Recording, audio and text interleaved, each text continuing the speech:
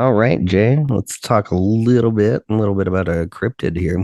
I found a little short one here, one known as the Snallygaster. Very interesting name. I know. No, it's not Snally or Gaster.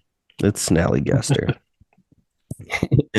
This is a fun one. Another flying cryptid. The Blue Ridge Mountains area was settled by German immigrants beginning in the 1730s. Early accounts describe the community being terrorized by a monster called a Schnellergeist, meaning quick spirit in German. It has been suggested the legend was resurrected again in the 19th century to frighten freed slaves. Reports of a strange flying beast known as the Snallygaster first appeared in Frederick County in early February of 1909. The story was carried prominently in Middletown Valley Register, a weekly newspaper, for about a month when the story mysteriously died. In the earlier issues, the flying beast seemed to be everywhere at once. New Jersey, West Virginia, Ohio, and headed this way. It was reported to have created quite a stir in New Jersey. Very interesting.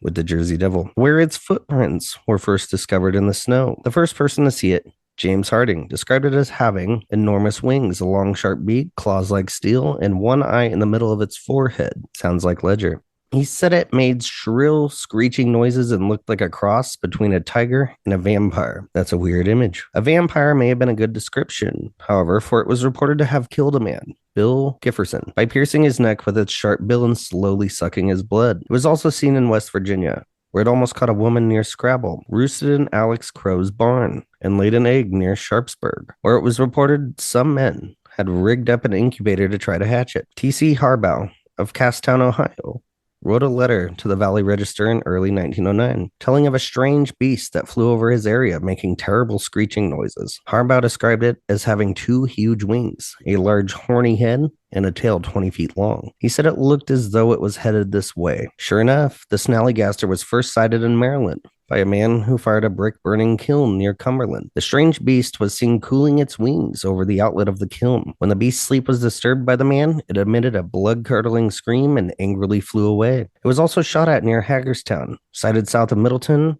at Lover's Leap, and seen flying over the mountains between Gapland and Burkittsville, where it was reported to have laid another egg big enough to hatch an elephant. Sightings of the Snallygaster were creating such a commotion that at one point it was reported that President Theodore Roosevelt might postpone a trip to Europe so that he could lead an expedition to capture it. Apparently, the Smithsonian Institute was also interested in the beast. From the description provided by a sighting at Shepherdstown, West Virginia, they determined the strange beast was a Snallygaster. The last sighting, in Frederick County in 1909, occurred near Emmitsburg in early March. 3 men fought the terrible creature outside of a railroad station for nearly an hour and a half before chasing it into the woods of Carroll County. 23 years passed before the Snallygaster appeared again in Frederick County. First reports were received from just below South Mountain in Washington County. Eyewitness accounts claim that it flew towards them from the Middletown Valley. The beast was often seen flying back and forth over the area and was described as being as large as a dirigible, with arms resembling the tentacles of an octopus.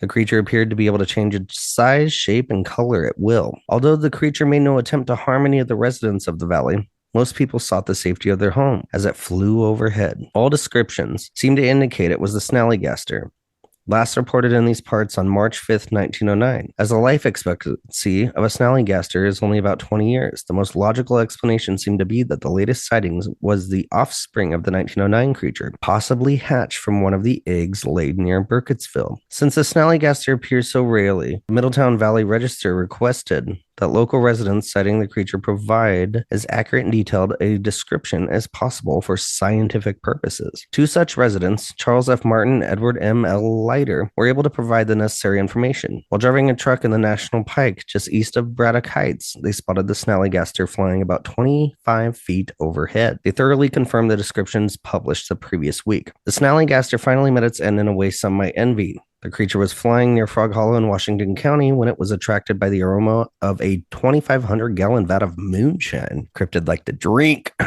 As the beast flew overhead, it was overcome by the fumes and dropped into the boiling mash. A short time later, revenue agents George Dansford and Charles Couchois arrived on the scene.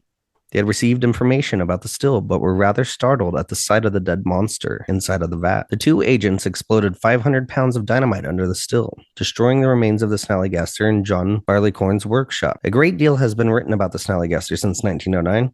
It has appeared in countless articles in the Milltown Valley Register, Frederick News Post, and other area newspapers. It has also appeared in the Baltimore Sun, National Geographic, and Time magazine. In 1976, the Washington Post sponsored an unsuccessful search for the Snallygaster, as well as other strange Maryland creatures. This is fun. This is a fun one, Jay, because here we go again with another flying beast that screams all sorts of stuff. I don't know. I don't even know how these reports are legitimate or not. It's just fun seeing New Jersey and another flying beast, and then we go into the Jersey Devil and the Mothman again. Yeah.